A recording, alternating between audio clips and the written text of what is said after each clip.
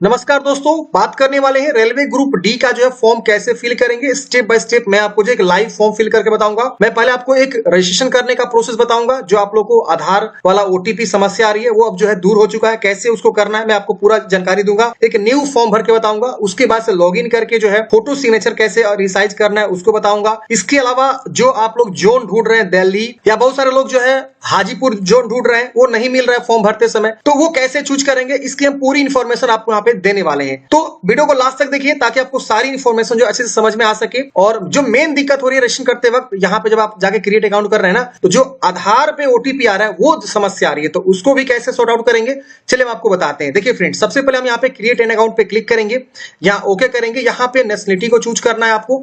यहाँ पे अपना फुल नेम, यहाँ पे दोबारा अपना नाम को लिखना है। यहाँ पे आपने नाम चेंज किया तो यस करेंगे और अंडरस्टूड करके यहाँ पे चेंज नेम को लिखेंगे वरना नो करेंगे। यहाँ डेट ऑफ बर्थ की चॉइस करनी है, ये तो आप लोग आसानी से भर पा रहे होंगे।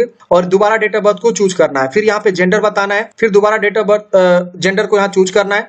हर चीज को दो बार लिखना है। यहाँ पे father's name confirm father's name, mother's name confirm mother's name. ये जो भी जानकारी आप देंगे सही से दीजिएगा, क्योंकि जब भी आप फॉर्म करेक्शन करते हैं तो इन सबको छोड़ के बाकी सब आप सुधार कर सकते हैं, लेकिन इसमें जो आपने जानकारी दिया वो सुधार नहीं हो सकता है। और रेलवे के फ्यूचर में और जो भी वैकेंसी आएगी ना, अब आप एक बार रजिस्ट्रेशन कर देंगे ना अकाउंट बना देने के बाद से, फिर आप उसमें मॉडिफाई नहीं कर सकते हैं, क्योंकि जो आप रजिस्ट्रेशन कर रहे हैं ना वो आधार नंबर से रजिस्ट्रेशन हो रहा है, तो चेंज होना बड़ी मुश्किल होता है। तो ये जानकारी बिल्कुल सही से दीजिएगा, कैपिटल में दीजिएगा, मैट्रिक का जो सर्टिफिकेट होता है उसके अकॉर्डिंग दीजिएगा। अब ये भरने के बाद से यहाँ ईमेल एड्रेस लिख के जनरेट ओटीपी पे क्लिक करेंगे, आपके ईमेल पे ओटीपी जाएगा, या वेरीफाई कर लीजिएगा। फिर यहाँ पे मोबाइल नंबर लिखना है, जनरेट मोबाइल नंबर पे क्लिक करेंगे। ये आपका आसानी से जो है ओटीपी चला जा रहा है, क्योंकि यहाँ पे देख सकते हैं ये इसमें कोई किसी को दिक्कत नहीं आ रही है। अब यहाँ पे आपको नीचे आना है, यहाँ पे आपको आधार नंबर लिखना है और यहाँ पे जनरेट ओटीपी पे क्लिक करना है। जब आप इससे पहले कर रहे थे तो यहाँ पे एरर आ रहा था कि please try again later, please try again later, server issue, please try again later. लेकिन अभी मैं आपको दिखा रहा हूँ, यहाँ पे मैं आधार संख्या लिख के जनरेट आधार ओटीपी पे मैं क्लिक करता हूँ तो यहाँ पे हमारा वेरीफाई हो जाएगा। चलिए हम इस पे क्लिक करते हैं। दोस्तों, अभी जो ओटीपी वाली समस्या थी वो समस्या जो है दूर हो चुकी है। आप यहाँ पे देख सकते हैं, अभी मैंने जो यहाँ पे ओटीपी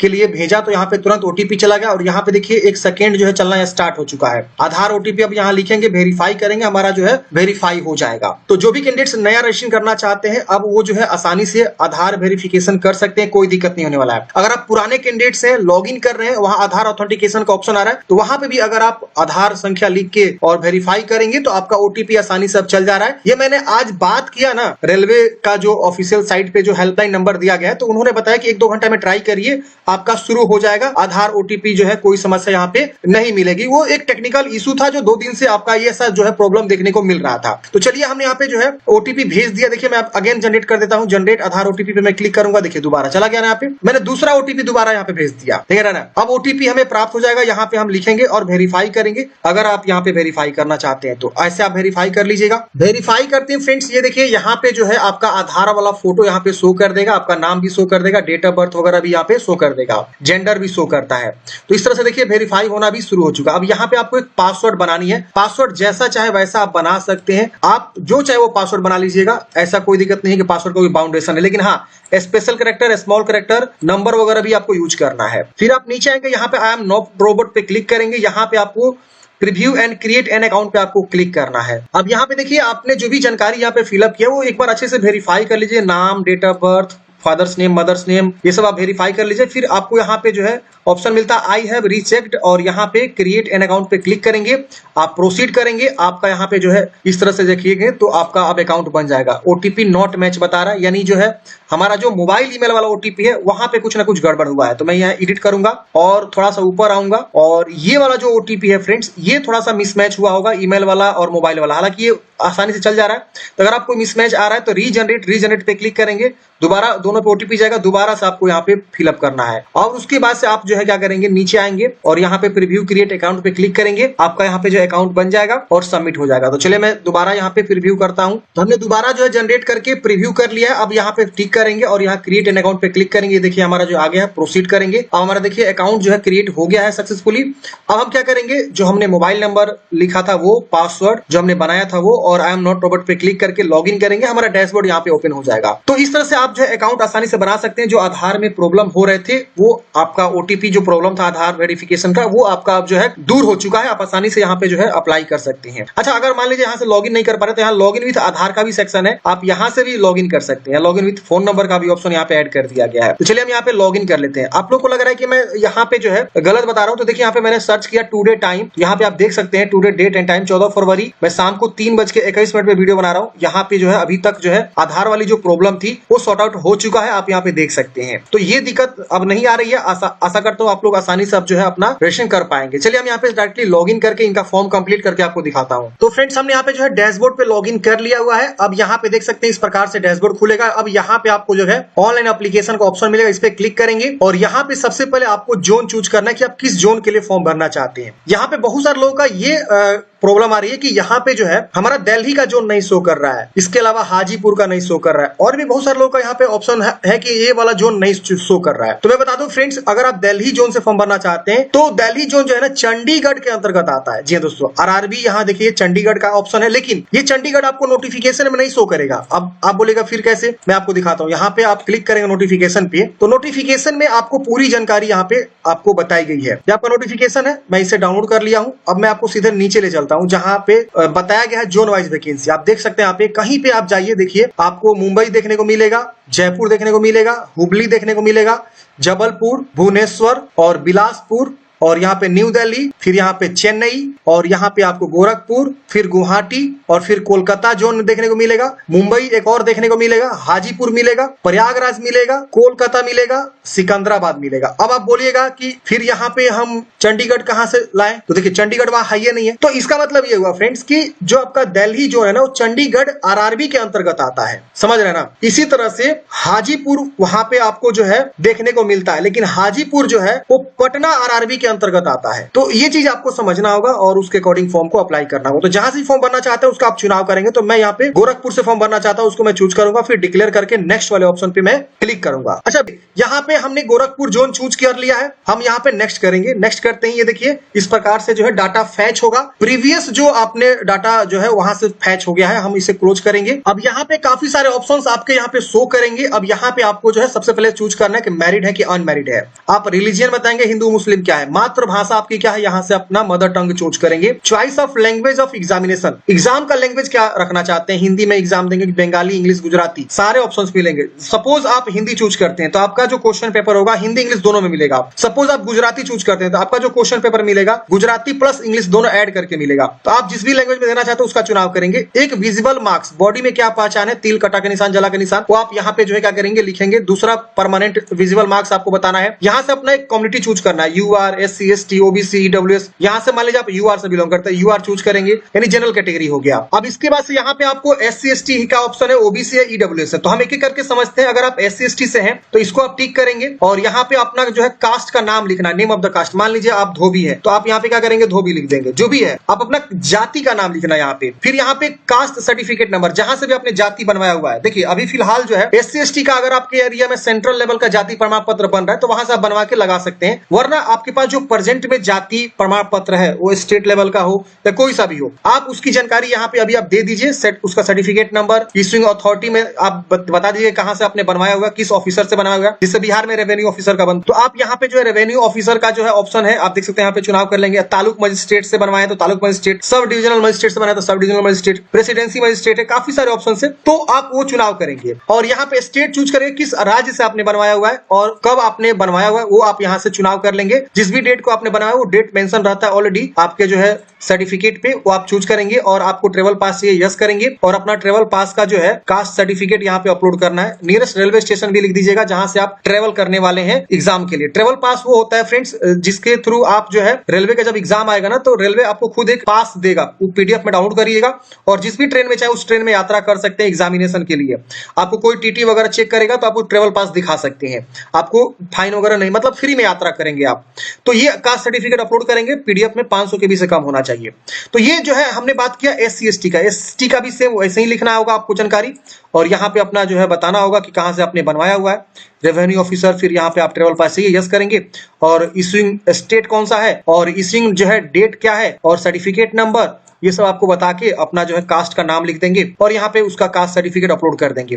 तो SC/ST के लिए ये ऑप्शन है। देखिए SC/ST अभी आप जो भी आपके पास कास्ट सर्टिफिकेट वो बनवा के आप दे दीजिए, और यहाँ पे जब आपका फाइनल सिलेक्शन होगा ना, तो DV में आपको ना इनके द्वारा एक फॉर्मेट है, उस फॉर्मेट पे बाद में आपको नया बनवाना होता है। तो DV हो सकता है 1 साल बाद हो, आपका 1.5 साल, क्योंकि रेलवे ग्रुप डी का लाखों बच्चे फॉर्म भरते हैं तो समय लगता है एग्जाम होने में, तो 2-2 महीने चलते हैं एग्जाम। इसके अलावा आपके जो है रिजल्ट आने में भी समय लग जाता है, फिर आपका DV होगा, फिजिकल होगा, काफी सारी चीजें होती है तो समय लगता है। तो बाद में आपको जो है आपको बनवाना होता है फॉर्मेट में, जो इनका फॉर्मेट दिया गया फिलहाल जो आपके पास है उसके थ्रू अप्लाई कर दीजिए। अब बात आती है ओबीसी पे क्लिक करेंगे, यहाँ एग्री करेंगे, यहाँ पूछ रहा है कि आपके पास NCL है तो यस करेंगे, यहाँ अंडरस्टैंड करेंगे और यहाँ पे अपना कास्ट का नाम लिखना। अब यहाँ पे NCL में कौन आता है? OBC NCL। तो जिनकी फैमिली इनकम 8 लाख से कम है वो OBC NCL में आएगा, लेकिन NCL वाला सेंट्रल लेवल का जो है बनाना होगा आपको, क्योंकि यहाँ पे जो सेंट्रल वाला होता है वो हर एक राज्य का बनता है, झारखंड का या जहां से भी आप बनवाते हैं। तो आप यहाँ पे NCL वाला बनवा लीजिए और यहाँ पे अपनी जानकारी भर के और आगे प्रोसीड करिए। अब NCL का जो है फॉर्मेट भी है रेलवे द्वारा जारी किया गया, वो आपको अभी नहीं करना है, वो बाद में करना है जब आपका DV होगा उस समय, समझ रहे ना। तो OBC NCL आपको यहाँ पे देना होगा। अगर आप मान लीजिए आपकी फैमिली इनकम 8 लाख से ज्यादा नहीं है तो आप यहाँ OBC NCL में यहाँ पे जब आएंगे तो आप इसे नो कर दीजिएगा, तो आप एज ए जनरल आएंगे, आपका कोई जाति वगैरह यहाँ पे नहीं मांगेगा। लेकिन वही अगर आप यहाँ यस करते हैं कि हाँ आप NCL का बेनिफिट लेना चाहते हैं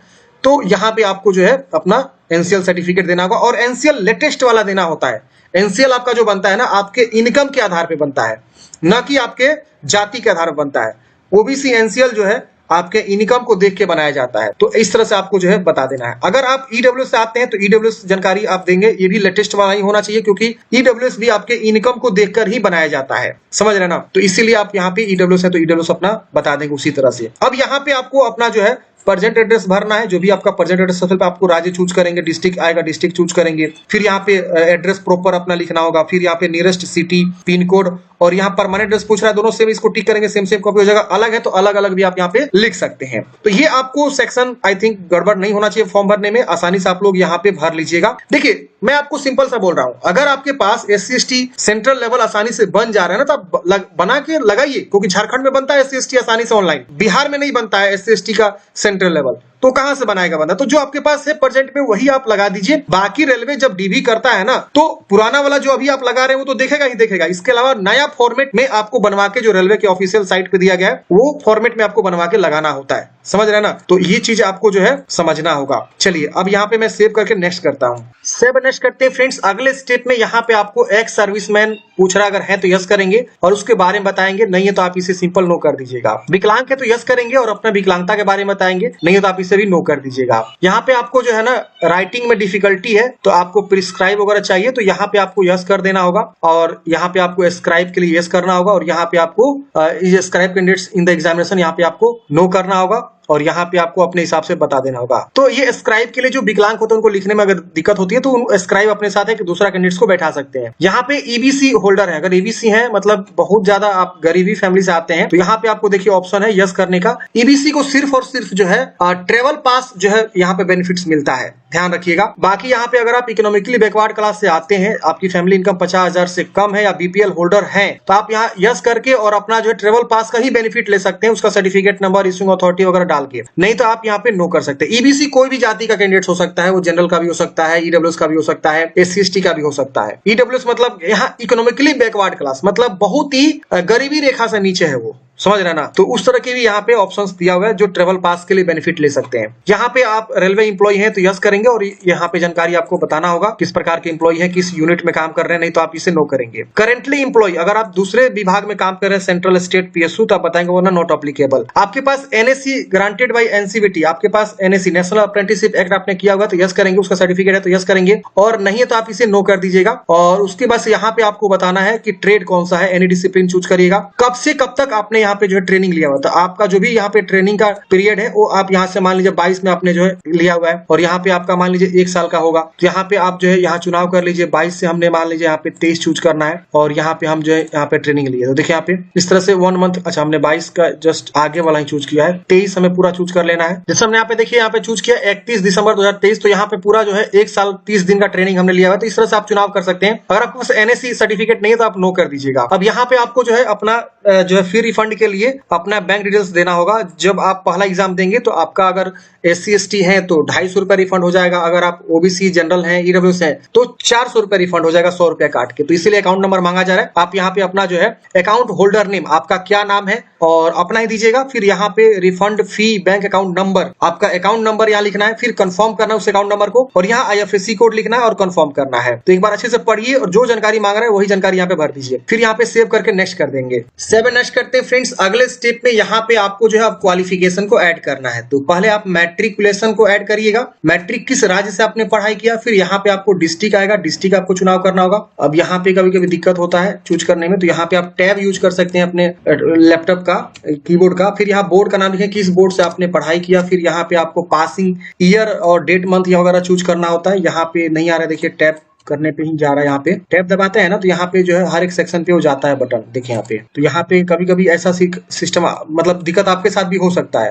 तो उस केस में आपको टैब यूज करना है। टैब देखिए, टैब करने पे यहाँ पे आ गया। अब यहाँ पे आपको पासिंग ईयर आपके मार्कशीट के अकॉर्डिंग जो है भरना होगा। फिर यहाँ पे रोल नंबर, फिर यहाँ पे जो है सर्टिफिकेट या सीरियल नंबर आपको लिखना होगा। ये कहाँ पे होता है तो मार्कशीट के जस्ट कॉर्नर पे SL नंबर या सीरियल नंबर ऐसा कुछ होगा, कोई भी नंबर होगा आप दे सकते हैं। जैसे बिहार में जो है सीरियल नंबर मार्कशीट नंबर लिखा नहीं रहता है मार्कशीट के ऊपर, लेकिन ऊपर कॉर्नर पे एक सीरियल नंबर होता है, उसको आप वहां पे जो है दे सकते हैं। तो ऐसे क्या करेंगे फ्रेंड्स, आप जो अपना सीरियल नंबर वगैरह जो है यहाँ पे दे दीजिएगा और रोल नंबर सब चीज सही से दीजिएगा, क्योंकि यही DV में आपसे चेक होता है, मिलाया जाता है कि अक्षर को कि सर्टिफिकेट नंबर आपने सही डाला है कि नहीं, रोल नंबर आपने सही डाला कि नहीं है। तो या तो सर्टिफिकेट नंबर या तो सीरियल नंबर कोई भी हो आप वहां मेंशन कर दीजिए, एक डिजिट वहां ऊपर में कॉर्नर पे होता है। फिर इसको क्या करेंगे, ऐड करेंगे। ऐड करते ऐड हो जाएगा। जैसे ऐड करेंगे ये डाटा आपका ऐड हो जाएगा। अगर आपको लग रहा है कि यहाँ पे आपने कुछ गलत ऐड कर दिया तो एडिट कर सकते हैं, नहीं तो यहाँ पे इसे डिलीट करके फ्रेश ऐड कर सकते हैं। तो यहाँ पे आप एडिट ऐड करने के बाद से एक बार अच्छे से जो है वेरीफाई कर लीजिएगा यहाँ आपने सही से ऐड किया कि नहीं किया है। अब यहाँ पे आपको अदर क्वालिफिकेशन ऐड करने का ऑप्शन, जैसे आपने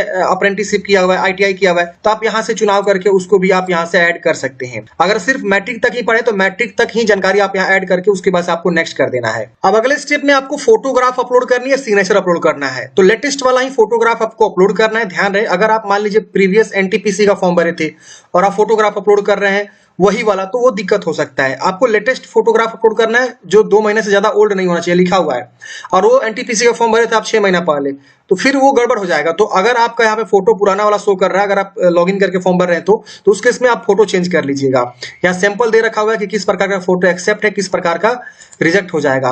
और यहाँ पे जो भी आपको बैकग्राउंड यूज करना है वो आप व्हाइट बैकग्राउंड यूज करिए, बेहतरीन रहेगा। और यहाँ पे सिग्नेचर भी बोला गया है कि बेहतरीन सिग्नेचर आपको लगाना है, जो कि ब्लू या ब्लैक इंक से आपको जो है यहाँ पे करना है, एक बॉक्स के तरह जो है। और यहाँ पे फाइल साइज भी दे रखा हुआ है 30 से 50 KB के बीच, और इसका फाइल साइज बोला गया है 50 से 100 KB के बीच।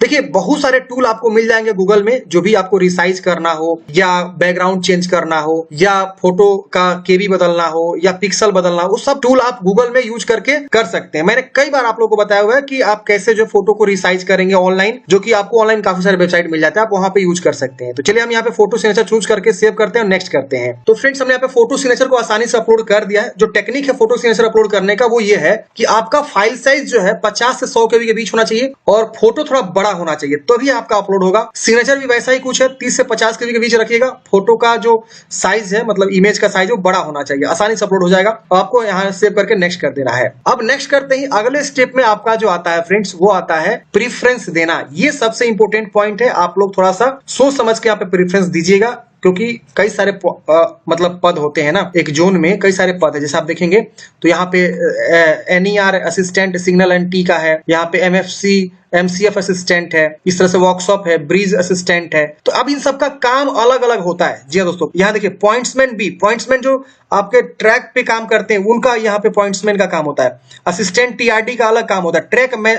ट्रैक मैकेनिक का यहाँ पे अलग काम होता है। TL एंड AC का, AC जैसे काम वगैरह करना है तो इसमें वो सब काम आ जाएंगे आपको। असिस्टेंट PV का अलग काम हो गया। असिस्टेंट ऑपरेशन इलेक्ट्रिकल का जहां भी मतलब सामाने बनती है वहां आपको एज अ काम करना होगा असिस्टेंट के तौर पे। तो ये वहां पे आपको जॉब लगेगी अगर आपका यहाँ पे सिलेक्शन होता है तो आपको प्रीफरेंस सोच समझ के सही से देना है। अब यहाँ असिस्टेंट ब्रिज वाला जो है, जहां भी रेलवे का ब्रिज होता है वहां पे आपका जॉब लोकेशन होगा। Assistant bridge wagon and carriage का यहाँ पे है। लोको सेड डीजल ढोने वाला जो होता है काम, कई सारे ग्रुप डी में काम होते हैं ना अलग अलग, तो उस हिसाब से आपको यहाँ पे जो है प्रीफरेंस यहाँ पे आपको देखने को मिलता है। तो अपने अकॉर्डिंग जो है आप यहाँ पे दे सकते हैं। पॉइंट्समैन बी जो है अच्छा पद हमको दिखता है, क्योंकि इसका प्रमोशन जो है होता है पॉइंट्समैन बी का। जो ग्रीन टाइप का हरा झंडी वगैरह दिखाने का जो काम करते हैं, जो आपके जो भी मतलब रेलवे का जो स्टेशन मास्टर होता है उनके साथ काम करने का ये जो है आपका पॉइंट्समैन भी होता है। इसके बाद हम यहाँ पे अपने अकॉर्डिंग मतलब अपने अकॉर्डिंग जो चाहे वो आप अपने अकॉर्डिंग दे सकते हैं, जो प्रीफरेंस आपको अच्छा लगे उसके अकॉर्डिंग आप प्रीफरेंस यहाँ पे दे सकते हैं। ऐसा नहीं है कि आप मतलब हम जो बोल रहे हैं वही आप दीजिए, अपने अकॉर्डिंग जो चाहे वो आप यहाँ पे दे सकते हैं। बच्चा का किस में इंटरेस्ट है उसके अकॉर्डिंग भी आप यहाँ पे प्रीफरेंस को दे सकते हैं। अगर आपने यहाँ पे गलत चुनाव कर लिया तो इसको नीचे खींच लीजिए, इसको नीचे खींच लीजिए, ऐसे भी होता है, समझ रहे हैं ना। आप यहाँ पे खींच के ऊपर नीचे भी यहाँ पे लगा सकते हैं, देख रहे हैं यहाँ पे ऊपर नीचे भी हम यहाँ पे लगा सकते हैं इस तरह से। तो इस तरह से आपको फ्रेंड्स अपना जो है प्रीफरेंस को यहाँ पे ध्यान में रखते हुए देना है, और सारा का सारा प्रीफरेंस मैं कहूंगा आप चूज करिएगा, यानी कि एक दो छोड़ दीजिएगा, सारा आप चूज करिएगा, ठीक है ना। ऐसे आपको जो वर्कशॉप वाला मतलब जहाँ रेलवे का वर्कशॉप होता है वहां पे आपको काम मिलेगा, वर्कशॉप जहाँ लिखा हुआ है। तो अपने अकॉर्डिंग देखिएगा कहाँ प्रीफरेंस कौन सा अच्छा डालना है, और उसके अकॉर्डिंग चुनाव करके यहाँ एग्री करना है, यहाँ भी एग्री करना है, और इस कैप्चा कोड को यहाँ कैप्चा तो नहीं दे रहा है, आपको सेव कर देना है। सेव करते ही डाटा यहाँ देखिए सेव हो जाएगा। अब आपको प्रीव्यू एप्लीकेशन पे क्लिक करना है। अच्छा, इंटर डिक्लेरेशन यहाँ पे आपको अपना गांव का नाम लिख दीजिएगा जहां से भी आप फॉर्म भर रहे हैं, और यहाँ पे प्रीव्यू करेंगे। प्रीव्यू करते हैं आपका प्रीव्यू पेज आ जाएगा। आप एक बार से वेरीफाई करिए कि हाँ जो भी आपने जानकारी दिया वो सब चीज सही है। अगर कहीं पे भी दिक्कत है तो आप उसको जो है यहाँ पे एडिट का बटन है, एडिट करेंगे, नहीं तो इसको टिक करके और यहाँ सबमिट करेंगे। सबमिट करते हैं बोलेगा कि क्या आप जो है सबमिट करना चाहते हैं, आप जो है करेक्शन नहीं करना चाहते, आपको यहाँ पे सबमिट कर देना है। अब आपका फॉर्म जो है बदलाव नहीं हो सकता है, अगर कुछ गलती है तो फिर करेक्शन का जब डेट आएगा ना उस समय बदलाव होगा। अब यहाँ पे आपको पे विथ SBI ई पे का ऑप्शन मिलता है, इस पे क्लिक करेंगे। इसके बाद यहाँ एग्री करना है और यहाँ प्रोसीड करना है। प्रोसीड करते हैं फ्रेंड्स, यहाँ पे आपको देखेंगे, यहाँ पे आपको अपना जो है पेमेंट गेटवे खुल जाता है। अब यहाँ पे आप क्या करेंगे, जो भी पेमेंट लग रहा है उस पेमेंट को आप जमा कर देंगे। जैसे कि आपके पास काफी सारे ऑप्शन यहाँ मिलेंगे, जैसे आप देख सकते हैं यहाँ पे UPI है, इंटरनेट बैंकिंग SBI है, काफी सारे ऑप्शन है। कोई भी ऑप्शन को आप चुनाव करके पेमेंट जमा कर सकते हैं। तो मैं यहाँ पे जो है पेमेंट जमा कर लेता हूँ। मैं यहाँ पे QR कोड चूज करके पे नाउ पे क्लिक करके पेमेंट जमा कर लूंगा। जैसे फ्रेंड्स आप पेमेंट जमा कर लेंगे उसके बाद ऑटोमेटिक ये रिडायरेक्ट कर देगा आपको रेलवे के ऑफिशियल साइट पे। तो हम यहाँ पे थोड़ा सा वेट करेंगे, और पेमेंट हमने जो स्कैन करके गूगल पे फोन पे से हमने कर दिया हुआ है। आप जो इससे चाहे उससे कर सकते हैं, पेटीएम गूगल पे फोन पे, क्योंकि यहाँ पे डायरेक्ट स्कैनर आ रहा है। अब यहाँ पे आपको वेट करना है थोड़ा सा, पेमेंट जमा करने के बाद से अब आपको ये रिडायरेक्ट कर देगा ऑफिशियल साइट पे। देखिए रिडायरेक्ट कर दिया, ये हमारा रिडायरेक्ट हो रहा है, आप यहाँ पे देख सकते हैं। ये देखिए हमारा पेमेंट हो चुका है। अब हम यहाँ पे एप्लीकेशन हिस्ट्री पे आके जो है देख सकते हैं हमारा प्रिंट आउट निकल जाएगा। आप इसे चाहे तो प्रिंट कर सकते हैं, ये पेमेंट का फी का रिसिप्ट है, आप इसे प्रिंट निकाल लीजिएगा। प्रिंट निकालने में बैक आएंगे तो यहाँ पे आप देखेंगे तो आपका पेमेंट कंप्लीट दिखाएगा। यहाँ पे आपको व्यू एप्लीकेशन का ऑप्शन मिलेगा, इस पे क्लिक करके इसका फाइनल प्रिंट आउट आपका जो है डाउनलोड हो जाएगा। देखिए यहाँ पे मेरा डाउनलोड हो चुका है। हम आप क्या करेंगे, इसको जो है डाउनलोड करके अपने पास हार्ड कॉपी सुरक्षित रख लेंगे। तो इस प्रकार से आपको रेलवे ग्रुप डी के लिए फॉर्म को अप्लाई करना है। हमने यहाँ पे आपको पूरा इंफॉर्मेशन दिया है कैसे आपको फॉर्म को अप्लाई करना है। आपके मन में कोई भी डाउट्स है, कमेंट है, कमेंट बॉक्स में पूछ लीजिए। किसी नेक्स्ट वीडियो में। जय हिंद, आपका दिन शुभ हो। वीडियो अच्छा लगा तो लाइक करिए, अपने दोस्तों को भी जरूर शेयर करिए। Thank you for watching. जय हिंद।